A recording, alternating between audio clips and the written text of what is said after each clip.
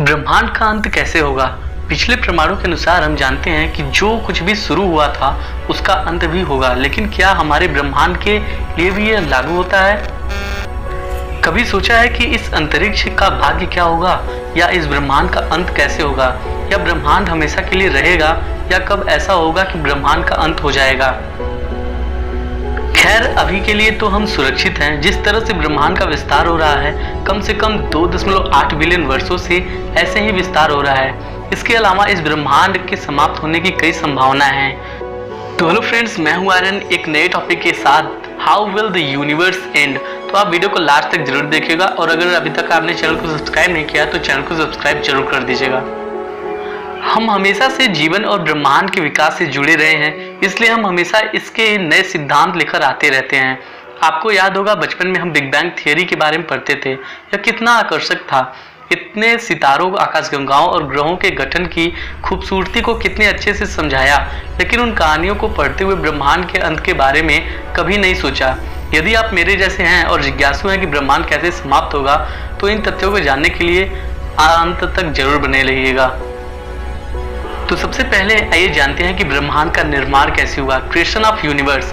इस ब्रह्मांड की उत्पत्ति का कारण क्या है? बिग बैंग थियरी के अनुसार लगभग 13.8 बिलियन साल पहले ब्रह्मांड का बहुत उच्च घनत्व और उच्च तापमान वाली अवस्था से विस्तार हुआ था।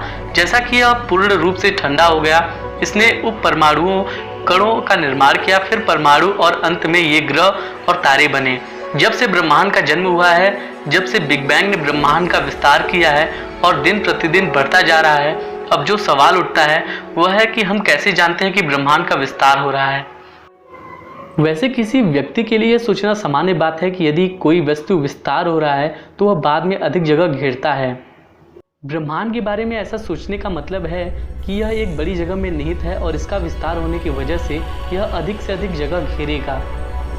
हालांकि ऐसा नहीं है। यूनिवर्स द्वारा भौतिक विदों का विस्तार करने का मतलब है कि अगर अतीत में एक समय में 100 वर्ग मीटर जमीन उपलब्ध थी, तो अब यह 200 वर्ग मीटर जमीन होनी चाहिए।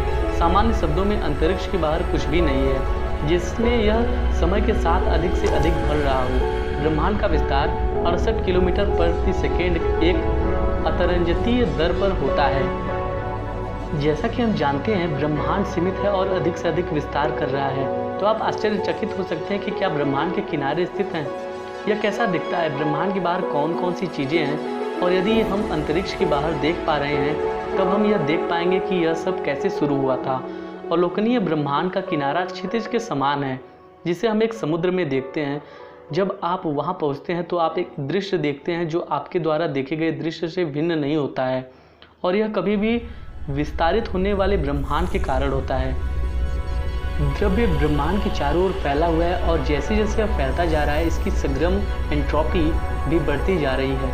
आखिरकार सितारे पूरी तरह से विकसित नहीं हो पाते हैं क्योंकि द्रव्य बहुत ज़्यादा फैला हुआ है, और इसलिए वे सड़ जाते हैं। धीरे धीरे ब्लैक होल भी एक बड़ी राशि में क्षय होने लगते हैं। आखिरकार इसमें एंट्रोपी को बनाए रखने वाली सभी प्रक्रियाएं रुक जाएंगी, क्योंकि अधिकतम एंट्रोपी की स्थिति तक पहुंच जाएंगी, और ऐसा तब होगा जब गर्मी से किसी द्रव्य की मृत्यु होती है।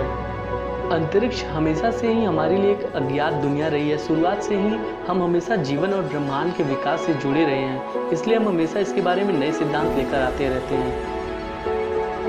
हाँ, आप सोच रहे होंगे कि हम ब्रह्मांड के विस्तार के बारे में क्यों बातें कर रहे हैं। हम ब्रह्मांड के अंत के ही बारे में बात करें, जो ब्रह्मांड के विस्तारित से सीधे संबंधित है। हालांकि अब तक यह ब्रह्मांड का विस्तार हो रहा है, यह ज्ञात है। यह निष्कर्ष निकाला गया है कि ब्रह्मांड समय और स्थान दोनों में सीमित है। इसका पतन नहीं होने का कारण यह है कि इसका निर्माण के समय से ही विस्तार हो रहा है। निकट भविष्य में किसी भी समय ब्रह्मांड का अंत होने वाला नहीं है। हालांकि अगर यदि ऐसा होता है तो हमारा सौरमंडल समाप्त हो जाएगा, सभी प्रकार के जीवन, प्रकाश आदि का अंत हो जाएगा।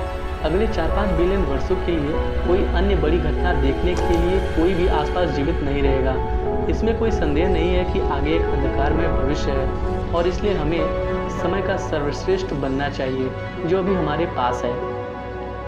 तो ये फैक्ट्स आपको कैसे लगे, कमेंट जरूर कीजिएगा, और चैनल को सब्सक्राइब कीजिए। आने वाले वीडियोस को देखने के लिए बेल आइकन को प्रेस कीजिए और वीडियो को लाइक कीजिए।